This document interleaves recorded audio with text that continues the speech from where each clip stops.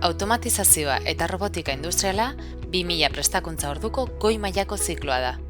Prestakuntza hau, lan arrazoiengatik edo arrazoi pertsonalengatik, irakaskuntza presentziala jaso ezin dutenei eta automatizazioaren eta robotikaren esparruan lanbide kualifikazioa lortu nahi dutenei zuzenduta dago.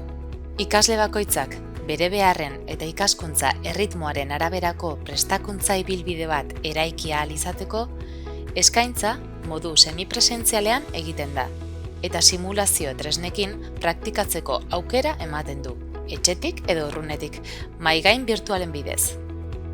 Al finalizar el ciclo, vas a ser capaz de trabajar en todas las fases del desarrollo de sistemas automáticos y industriales.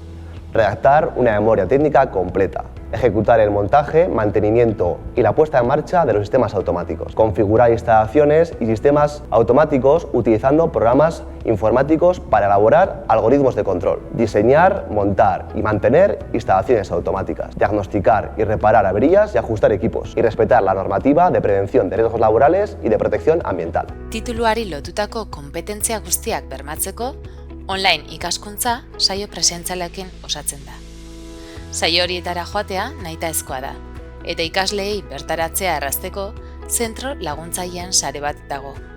Automatizazio eta robotika industrialeko heziketa zikloan, saio horiek arratsalde gau ordutegian egin ahal izango dira zentro hauetan. Mendizabala, Gasteizen, Bidebieta, Basaurin eta EASO, Donostian.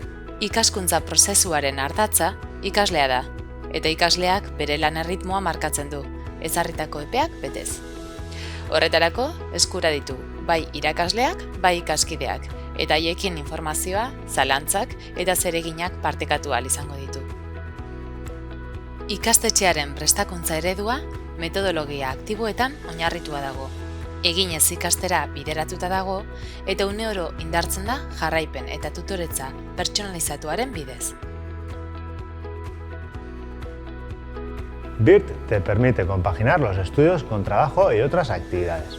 Así podrás conseguir el título de Automatización y Robótica Industrial, el cual te abrirá las puertas a salidas profesionales con mucha demanda en el mercado laboral. Por ejemplo, empresas públicas y privadas relacionadas con los sistemas automáticos industriales, áreas de diseño, montaje y mantenimiento, proyectista de sistemas de control, responsable de equipo de montaje, técnico o técnica en organización y mantenimiento de puesta en marcha de sistemas de automatización industrial o responsable de programación y control de robots industriales.